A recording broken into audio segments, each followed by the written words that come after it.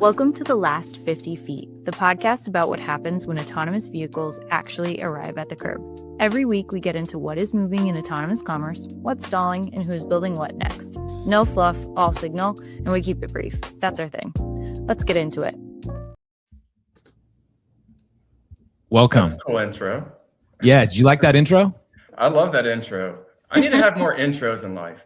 I feel like there should be like a WWF style intro every time I walk into a meeting somewhere. If we can get that, that'd be great. Kind of like the MLB batter up song that you get to choose. Oh yeah, that'd be great. You know, also I'm in New York, so we're celebrating a Knicks victory. We've only got 3 more games to win and we'll be a championship town again. But it's been a great run. We've had nothing but success over the playoffs. So look, we're ready to get after this today. Shout Are out. you in the city? Are you? Yeah. Okay, cool. I'm in New York as well. I'm upstate though, like way How far? We're upstate. Above Albany, so like we're in the nosebleeds of New York. Yeah. Is it still snowing?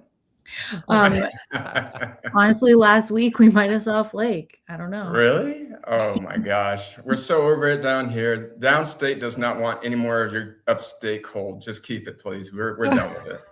I'm trying to leave. So All right, what's your finals prediction? Knicks in 6. I got Knicks in 6, and then also on the hockey side, I'm taking Vegas in 5. All right, you heard it here first. Yeah, We'll lock it up. We'll lock those bets in. we're gonna see what happens. This is gonna maybe not age well. I'm gonna stop doing these kinds of predictions on podcasts.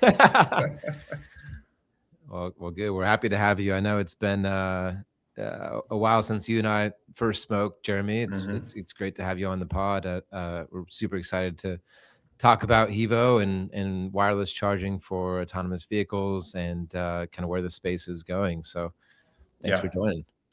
Yeah, it's good to be here. You know, we've been at this now for a while. We've been trying to get wireless charging become mainstream for more than a decade, and it takes time, but we're so, grateful for guys like Autolane and everybody on the team over there that's working to help move this industry forward and giving this technology a shot, because at the end of the day, we can only do this with customers and with partners like yourselves. So thank you for also giving me a shot on this podcast. So hopefully I'll get another invite at some point once we got that Autolane HEVO pilot going sometime down the road. Yeah, absolutely. We're happy to have you. I mean, maybe we should start with a quick intro of yourself and HEVO so our audience gets familiar with the great work that you all have been doing and what exactly you guys are bringing to the market. Sure. So I'm Jeremy McCool. I'm the founder and CEO of HEVO. We do wireless electric vehicle charging. We're headquartered out of Brooklyn, New York, and we work as a tier 1 for automakers. But we also work with fleets on both the autonomous side and last mile side. So this is a perfect combination of what we've been working on with the team over at Autolane. We also do software. So we have a whole software suite that controls everything for the charging apparatuses, but also for the management of it. So this technology is a hybrid hardware and software, and it works for one purpose: to eliminate the plug and make charging seamless. Well said. Well said. Is it fair to describe for our listeners your main product as being, if you were to give it an analogy, something similar to the wireless charging pad that charges our phones at home, but a larger version of that being installed in a parking stall in a parking lot that can charge an electric vehicle? Is that kind of how people can think about it? Yeah, it is. The vehicle has a retrofit or a delivered system that's already with the vehicle. So there is a pad that has to go onto the vehicle. If you had wireless charging on your phones back in the late aughts, early teens, you had to have this extra sleeve that you put onto your phone to charge it on a wireless mat. Sort of like that, but it goes underneath the vehicle between the front 2 tires of the vehicle. It's easy. It's a couple of bolts and a couple of connections. It's nothing really significant. It can take less than 15 minutes, so about the same time that it takes an oil change to do it. We do need to make sure that the system has been made specifically for vehicle platforms. So there is some customization work, but it's really due to where we need to put the anchor bolts in and what kind of connectors that we need to connect with. The grid side is much easier than even the vehicle side, which is predominantly easy as well. And it's a pad with sometimes a second box that's either wall mounted or placed somewhere else. And that's connected to the normal grid power that you would take in for, say, a plug-in charger. So in this case, if we're thinking of this through, say, a level 2 plug-in charging lens, something in the range of 208 to 240 volt AC, 50 amp single phase line is going to give you the same exact kind of power that you would get for plug-in charging with approximately the same kind of efficiencies. One of the things that we hear out there a lot is, what is the efficiencies of wireless charging versus plug-in charging? And the reality is, at this point, there's really not much of a difference. It's at parity almost. So we see wireless charging max peaking around 93 to 95% efficiency from grid to battery. And with plug-in charging, you're typically going to see that between 90 to 97% efficiency. So at the end of the day, it is kind of like a souped up, much more efficient version of what plug-in charging, or I should say wireless charging, is for your phone. And it's at the same parity and capability of efficiencies and speeds and price that you would see from plug-in charging, which makes it really appealing for your type of operations. Yeah, I don't know the charging industry for phones, but anecdotally, at least for myself, I can say that I charge fully wirelessly now. Yeah. And that wasn't until relatively recently, and I feel like with the Tesla cars these days, they have the wireless charging pads in the vehicle. I know most brand new vehicles come with that technology these days. So it certainly seems like from the phone industry perspective, that charging has gone largely in that direction, over the last few years. And so we at Autolane absolutely envision a similar world that you're describing, in which if phones have made that transition to wireless, you'll see that same type of transition take place on the vehicle charging front over the years to come. And it's pretty exciting. I know the Cybercab from Tesla is slated to be a wireless first charging vehicle. I know for now they've got a backup port at the end of the vehicle that they charge it normally. But I think, and you can tell us, I think that they've built in wireless capability from the factory model into the Cybercabs. They're trying. It's not as easy as it seems. Nothing like this ever is. There's only a few wireless charging companies in the world. There were more, and over the last several years, we've seen a lot of consolidation and just companies that didn't hit it right, that couldn't make it. So there's only a few left, and we're really the top one, at least in consideration, when it comes to automotive homologation and working as a tier 1 supplier to these type of automakers that is out there really doing work with those kinds of requirements. And it takes a lot of work, by the way, to do that. It's a journey. And when you're trying to introduce a new technology onto a vehicle, it usually takes somewhere around 5 to 7 years. And so we've been at this work now with many automakers for some time. We know Tesla has been trying to do it. They've acquired a company out of Germany that had a technology that was used for wireless charging for robots inside of warehouses. And then sometime down the road, transition that over to their Cybercab. But we know it also is a hard job to do, and we hope that they can get it up and running. And if they need some help, we're here to help them. So nonetheless, you will see wireless charging, though, in the next 1 to 2 years. Porsche is also releasing vehicles that have an option for wireless charging on the Porsche Cayenne. Jeremy, talk to us about the practical applications of the stations you currently have in the field. Walk us through what that looks like right now. So most of our projects are done with either last mile delivery fleets of some sort, or really predictably, as you'd imagine, with these automakers, and they're doing testing and validation to meet their design validation, production validation requirements as they go through their normal process to decide on a technology being approved for their vehicle platform or platforms. So most of our current programs are all behind the fence, where you don't really get to see them in the public. And we are working now this year to start introducing behind the fence into the front of the fence kind of programs like this. So early on, pilot programs that are starting to actually show visible locations where wireless charging from HEVO is available to be able to be seen, still being used in the private spaces, predominantly by fleets. But we're going to still see that be the case. It's going to be a bit of a ramp up over the next 2 years as we go through this process. And we're thankful for this, but we have many customers on the fleet side, both on the AV and the last mile delivery side, that are moving forward with wireless for many reasons. A lot of it has to do just with a lot of complications that they're having with plug-in charging. What we've heard and constantly see is that most people in fleets especially are surprised by how well the electric vehicles perform. And they love that aspect about it until they start plugging it in and having to run those operations. And then they get stuck with all these other complicated matters that they're not used to dealing with. So this is really an early on first form of us getting out into more of a visible, focused kind of public location or locations this year and into next year, where the public will be able to see our technology being used by different fleets, especially the AV fleets. Yeah, that's a good segue, I think, into the partnership that we have together and kind of how this impacts Autolane going forward, and you know, why we've had you on the show and found HEVO to be a really exciting technology that could help autonomous delivery in particular start to scale. And one of those reasons is, as I guess we can break the news here on the podcast this week, but we just acquired 14 brand new Model Ys for Austin that we will be putting into rotation for autonomous delivery starting next month. Now that'll be supervised autonomous delivery.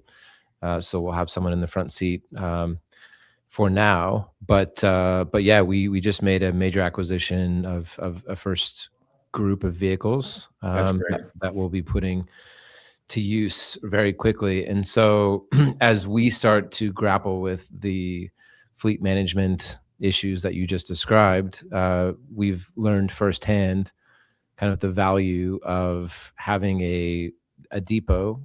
You know, for those who aren't familiar, a depot is kind of the language in the industry that you would use to describe the parking lot or parking garage where your cars are stored, where they're cleaned, maintained, and charged.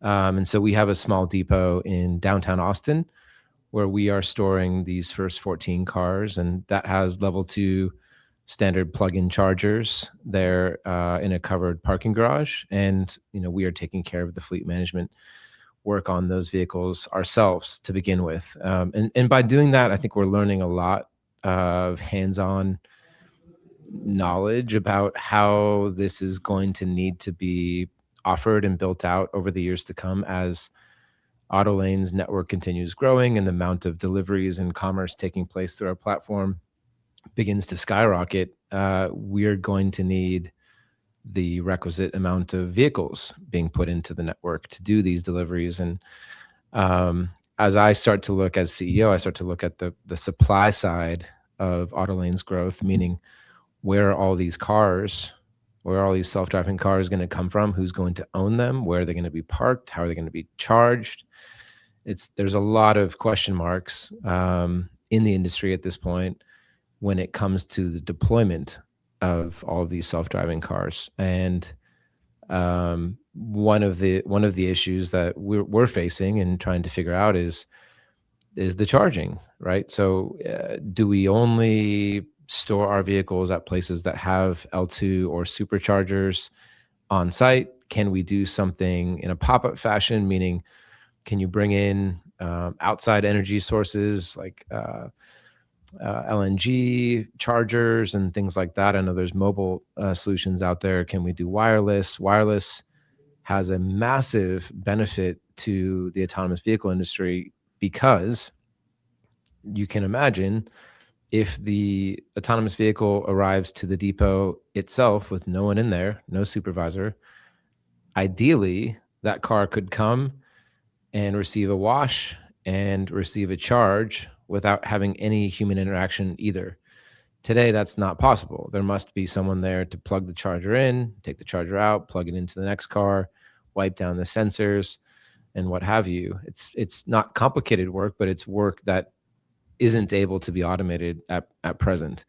And that's from our perspective, that's the exciting upside with wireless charging and a company like HEVO, is that if you can provide the wireless charging aspect of fleet management, you begin to chip away at one of the most labor-intensive aspects of maintaining an autonomous fleet. And if that starts to work, then you've got a solution that can be widespread and really help the self-driving industry move forward a lot faster. So we're excited to deploy HEVO's technology this year in Austin, and have it charging a couple of our cars there at our depot, and we can then look at kind of the A/B test, so side by side comparison of how fast is this charging versus plug-in, what's the labor involved in the plug-in, how much does that cost, and I think we'll have a real world environment to be able to showcase different charging capabilities. And so really, really excited and grateful to you and the team over there to have a chance to kind of explore wireless charging with our own vehicles and with our own team there in downtown Austin. So excited to showcase that to the public and see the results. We're excited for it. And Austin has been a place that we've been investigating now for many years for autonomous vehicle deployment, especially in this specific stage where companies are starting to arrive with real fleets that have some size to them, where they can monitor and manage what that really looks like in real world settings for plug-in versus wireless charging. And I would also bring up, this is really a game of economics. As much as we would love to pretend this is a game of clean technology, environmentalism, and all that, it has nothing to do with that. We're talking about sustainable economics. And so when we look at that, as at least at our high level model view, what we have seen is if you can eliminate that labor cost of having to have somebody stand around and plug in a car, which is really ridiculous for a car that can drive itself, you start to see a TCO over a 10-year period of time that could be 10 to 5 times cheaper for wireless versus plug-in charging. The numbers that we have seen so far over a 10-year period per vehicle, somewhere around $171,000 is what is anticipated for plug-in charging operations per vehicle. And Wow. for our wireless charging systems, we see that being around $39,000 for the same period of time. So a significant amount of savings. And your model's not really built to be a charging station, plug-in charging company, right? Your model's built around the idea that you're delivering goods and you have this pass-through that's happening, which requires power. And it is the most important part. Without energy, this doesn't get done. But at the same time, we know that there is going to be some early challenges that have to be worked out. There's going to be some fine tuning, but we will get through that. We've had to go through that with other customers in the past. And we're ready for that because there are things that will need to be customized to your specific model. But we do see this being very much a model about economics.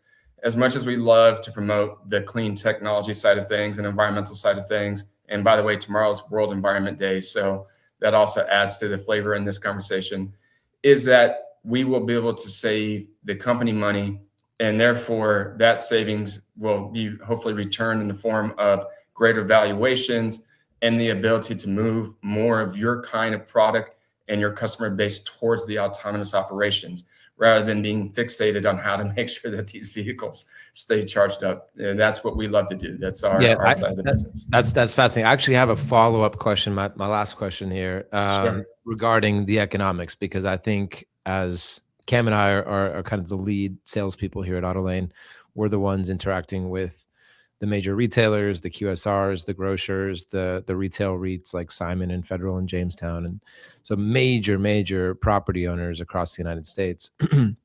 And you, of course, know that all of them have some level of charging infrastructure built into their shopping centers in the retail REIT vertical. And so as they look at the past 10 years of decision making around adding electric vehicle charging capabilities to their property, I don't have the full details on the exact cost breakdown, but what I do know, and you know much better than I do, is that it's expensive, it's very slow. The permits and the construction involved in installing these superchargers or even level 2 chargers at a shopping center parking lot is pretty intensive. Again, both cost wise, but also work wise. And so these properties oftentimes have a lot of trouble adopting electric vehicle chargers for their property because of that. One of my questions to you, my last question, is how does the actual deployment differ? Let's say I own a shopping center in Los Angeles. I don't have any charging today. I'd like to add electric vehicle charging because I see this trend coming and I want to be ahead of it. So I'm talking to Tesla about maybe buying superchargers for my property, let's say. I'm talking to third-party charging stations like an EVgo, let's say. Then I'm looking at, well, is the future even plug-in charging, or maybe it's wireless charging? Maybe I should talk to HEVO and find out what that's about. How does the deployment, meaning the construction, installation, and positioning of your technology differ in comparison to a standard plug-in charger installation? I would imagine it's less construction, it's faster, but you tell me. What? It's going to be about the same because you have to still trench cabling to the location, right? So if we're thinking of it through the lens of what does it take to get a wireless charger online, it's the same exact construction requirement and permitting to a plug-in charger. However, it's the maintenance and other costs that come into play, because with the wireless charging system, imagine in these kind of retail locations, instead of having this giant kiosk with cords hanging off of it that people aren't actually putting back into the holsters, or people are vandalizing and coming up and cutting those cords and running off with those lines so they can scrap the copper. And this is becoming even a bigger problem as we're being reported by other CEOs of other ESPs. There is a lot of challenges in these kinds of programs that get eliminated, or at least really dampened, by wireless charging. So with the wireless charging system, it's literally a pad that can either be put flush mounted in onto the pavement or into the pavement, if you will, or it can go all the way under the pavement. And the other thing to note to that is, once that's done, this technology is not meant to be replaced like you would have to do with plug-in charging. True. Because now this is just cabling and some basic formulaic, normal off-the-shelf parts that we have put together in a very succinct kind of way that makes it work efficient.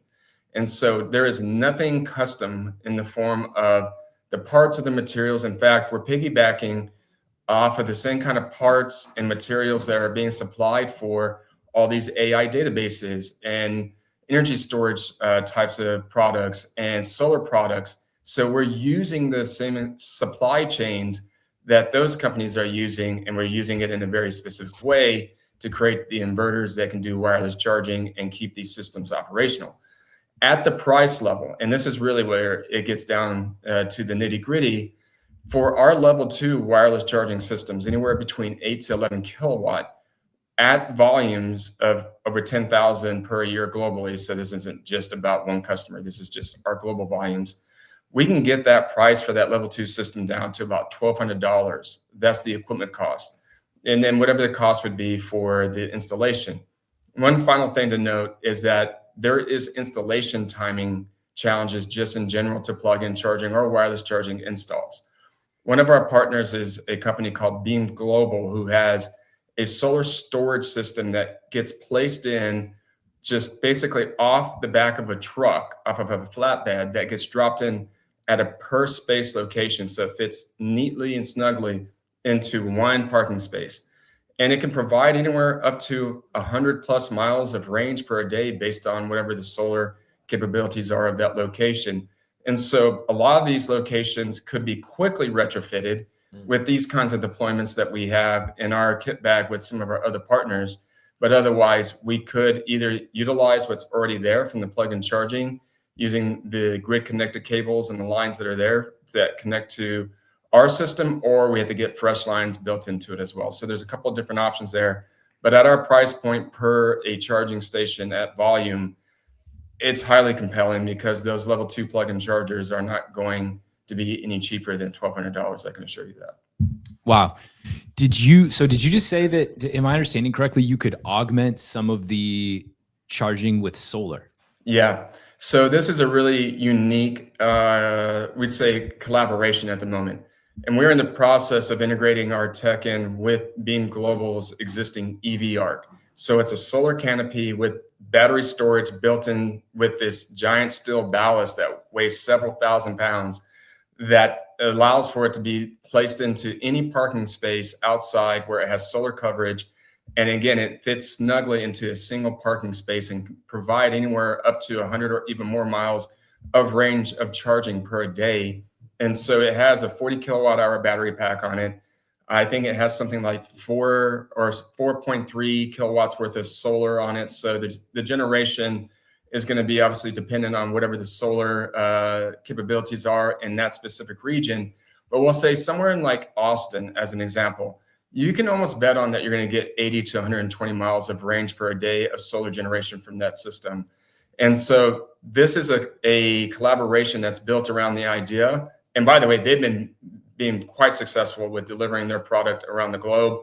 They have now operations in the Middle East, Europe, et cetera. But as a next step for them is that they need wireless charging because so many of their customers are autonomous vehicle platforms that are looking for a solar storage, seamless charging solution, therefore wireless. And so we announced that partnership a few months back, and we are in the middle of integrating our product in with their product and hope to be able to have some videos and have some marketing materials to start supporting that, because we both, on both sides of the aisle between HEVO and Beam, we already have customers on both sides.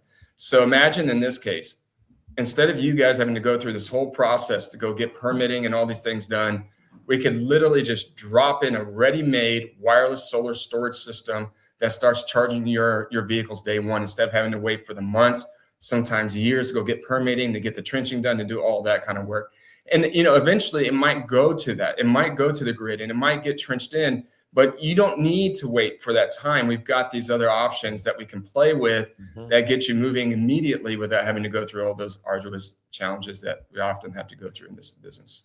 Interesting. And that's the speed that I know a lot of, at least commercial properties are looking for.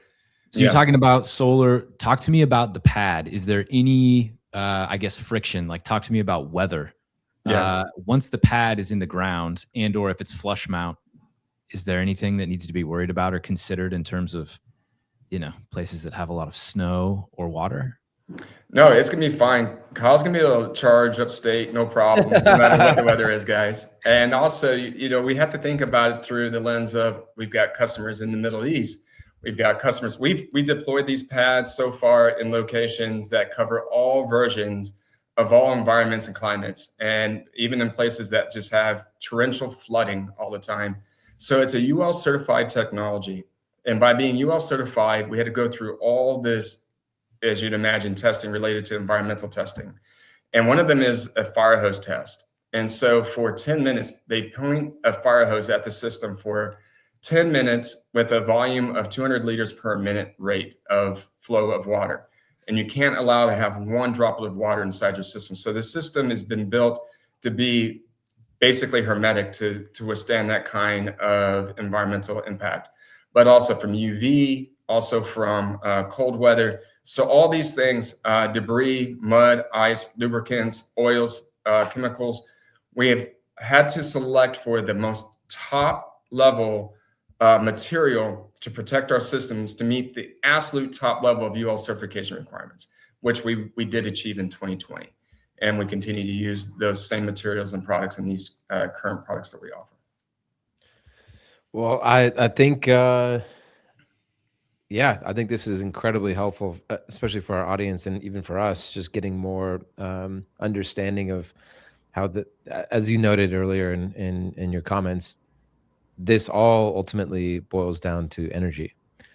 Same with the AI space today. It's one giant factor upon energy. So super excited to be working with you all at HEVO, and thanks for hitting me up on LinkedIn to pitch what you guys were doing a while ago. And I'm glad we became friends and made this happen, because I do think this is the future of where charging is going. I do think this is going to be crucial for the autonomous vehicle industry writ large, and I'm excited to cheer you on and follow all the work that you guys have been doing. So we're here to support, and thanks for joining the pod today. Yeah, Appreciate thank you, Jeremy. Yeah, winning a business contract and a partner off of LinkedIn is like winning a great roommate off of the Craigslist classified ads, right? So the fact that we made that happen is remarkable, and we're looking forward to it. Hey, Jeremy, is there anywhere that you want to point people to find you or to find your products? Well, I'm on LinkedIn, Jeremy McCool, HEVO CEO, and also HEVO.com. That's an easy way to get to us. If you have any questions, hello@hevo.com is our email. Best luck. All right, Nixon 6. Let's go. Nixon 6. Appreciate you, Jeremy. That's the pod. That's the pod.